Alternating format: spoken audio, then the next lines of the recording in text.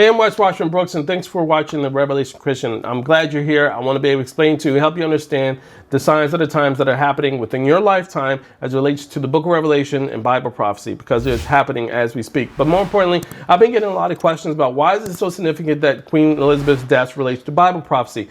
Well, I want to explain this. The only way you can understand is to understand that God has used monarchs, Gentile monarchs, to fulfill Bible prophecy before. And I'm going to show you in several examples in the Bible how God used the death of monarchs to trigger or initiate or further his prophetic word of future events that need to happen. So you can see that as it happened before previously in the Bible, you can see that it's happening today within our current time period. So what I want to do is take you through scriptures and let you see for yourself examples of how God used Gentile kings to further his prophetic fulfillment, so that you can see that relates to today with Queen Elizabeth's death and many more things that's going to happen within our lifetime. So let's take a look. So this is not the first time God used the death of a monarch to fulfill Bible prophecy. What do I mean by that? Well, let's take a look.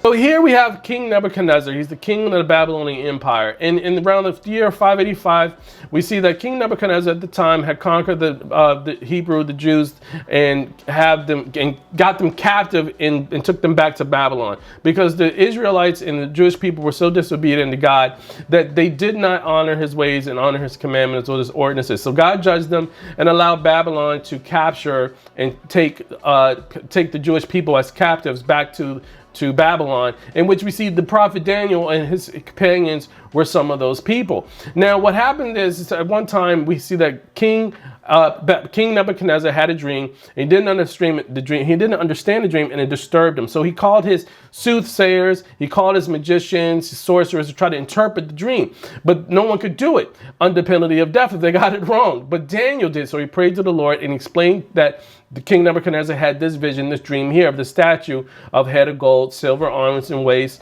silver chest and arms with bronze waist, and legs of iron and feet mixed with iron and clay. So now we see that Daniel the prophet prayed and explained to King Nebuchadnezzar, this is the dream that you had of this statue with head of gold, chest and arms of silver, waist of bronze, legs of iron and feet with mixed iron and clay. So he was able to also give him the interpretation of it.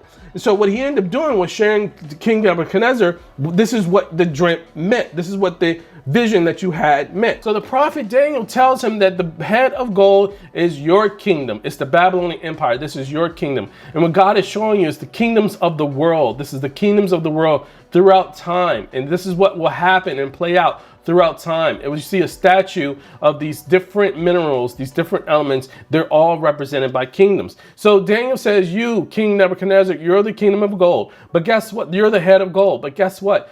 Your kingdom will be conquered by the Medes and Persians, 2 arms and silver chest. The Medes and Persians will conquer you, and your kingdom will be conquered by them as the silver arms are next, or the silver chest and arms are next. That kingdom will come after yours.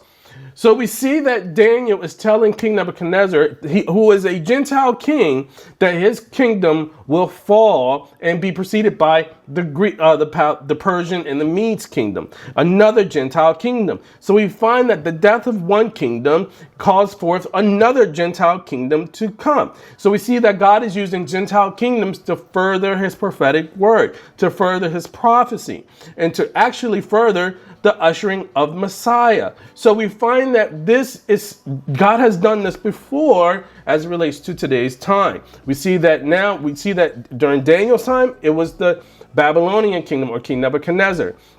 And we see that his kingdom would fall. Next, we find the Persians, represented by the silver chest and the arms, which conquers the head of gold. But let's go and see what happens next. So now we have that the Persians were conquered by Alexander the Great. Alexander the Great conquered the Persians, and the Persians conquered the Babylonians. So again, we find another Gentile king that God is using to fulfill Bible prophecy. So you can see as God is showing us that he can use Gentile monarchs to be able to further his prophetic word. But then this is what happened. So as you can see, King Alexander the Great died. A monarch died. And when he died, his kingdom split up into 4 kingdoms. And as he died, which led to the next kingdom, we see there again God using a Gentile monarch to fulfill the prophecy of his own word. So just like, again, I'm trying to draw back and bring you to understand that Queen Elizabeth's death relates to Bible prophecy in our time. Just like those who lived in the era of Babylon, or those who lived in the era of the Persians, or those who lived in the era of King Alexander the Great's rule and his reign. Do we see that when King Alexander the Great died, that triggered another prophecy to come into fruition? He had to die in order for the next prophecy to be fulfilled. Just like with Queen Elizabeth, when she had passed away and when she died, it ushered in the next event of prophecies that we're going to see that I've been saying for over 10 years. So you can understand that we've seen God did this before and now he's doing it again. But let's continue. So again, his kingdom was split into 4 kingdoms and later became 1 kingdom, or 2 kingdoms and later became 1 kingdom, which became the Roman Empire. And now we see that the Roman Empire later split into the Eastern Roman Empire, the Western Roman Empire, represented by Constantinople or the Vatican, and we see that after that we go into the era of defeat, which then is crushed by a stone that falls from heaven and destroys this entire statue, and this stone becomes a mountain which stretches over the whole world, which is Messiah ruling the world with the millennial reign. So this is the fulfillment of the prophecy after it goes through these kingdoms, these subsequent kingdoms, ending with the one that of the stone that comes from heaven, destroys them all, destroys them at the feet. The stone hits the era of the feet, not the legs, not the waist, not the chest, not the head. The stone hits the feet. This is the era in which the stone comes. So this is what we're seeing here. We're seeing that God is using Gentile kingdoms as a sequence or timeline or countdown, if you will, to be able to show how he uses the death of monarchs and the fall of kingdoms or kings to be able to usher in prophecy. So you can see that his word is true. You can see that his prophetic fulfillment relating to his Messiah is coming. So that's why I want you to be able to understand with this and be able to relate to when it comes to Queen Elizabeth passing away and how she's now triggered the 9th king of the 10 kings of the book of Revelation, mentioned in Revelation 17:12. But let's keep going. So now we see in Daniel 2, verse 35, it says, the horn and the clay and the bronze and silver and the gold were crushed together and became like chaff from the summer threshing floor. The wind carried them away, so no trace of them were found. And the stone that struck the image became a great mountain and filled the whole earth. This is when Messiah rules the whole earth for 1,000 years. This is the Messiah's reign on earth when it hits the statue at the feet. So again, you see that God used Gentile kings to usher in fulfillment of prophecy.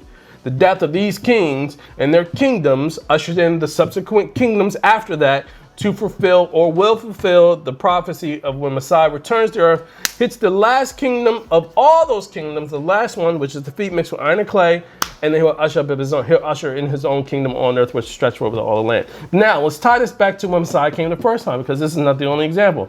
Let's look at this. We have Matthew chapter 9, Matthew chapter 2. When they heard the king, now just remember, this is when Jesus was a baby, okay? Matthew chapter 2. When they heard the king, they departed, and behold, the star which they seen in the east went before them, till they came and stood over where the young child was. When they saw the star, they rejoiced with exceedingly great joy. And when they had come into the house, they saw the young child with Mary and his mother, and fell down and worshipped him. And when they opened their treasures, they presented gifts to him, gold, frankincense, and myrrh. Then, being divinely warned in a dream that they should not return to Herod, they departed for their own country another way, their flight to Egypt. So you see just how disconnected and how the Jewish people were not engaged in the scriptures. That 3 Gentiles came and knew, based on the scriptures, that Messiah would be born that day. They were the ones who were Gentiles that came and presented and worshiped the Messiah. But yet all of Israel was asleep. They had no idea because they weren't in the scriptures. They were following the traditions of their men at that time in their ways and their incorrect knowledge about the Messiah and prophecy, that when Messiah was born and the star stood above him, it was Gentiles who was there. It wasn't the Jewish people who were inaugurated and welcomed the Messiah's birth. But more importantly, look at this. Then we have here, now when they departed, behold, an angel of the Lord appeared to them in a dream, saying, arise, take the young child and his mother, flee to Egypt, and stay there where they bring you word, for Herod seeks the young child to destroy him.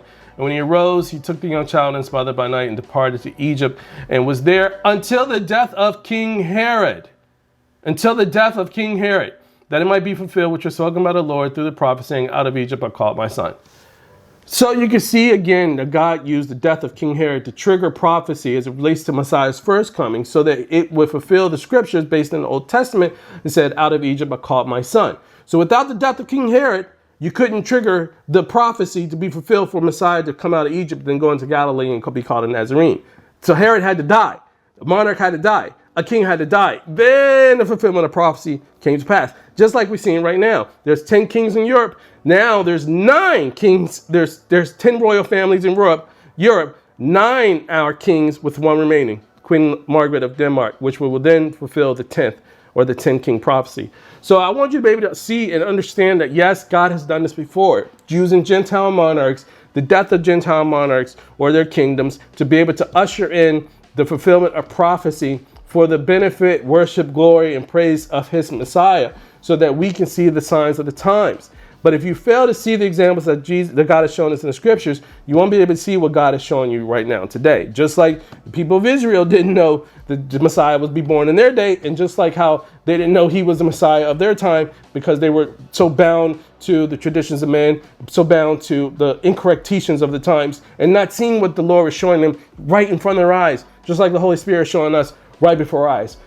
So I really hope that you enjoyed this. I'd love to know your thoughts. I hope you understand it. Let me know if this really broadened your understanding about scripture, so you can see that, yes, God is very, very much consistent with his ways as he brings forth the fulfillment of prophecy. I hope you enjoyed this. Leave a comment, leave a message, subscribe, and share it. Thank you so much for watching. Don't lose hope, folks. Get excited, because guess what? Jesus is coming.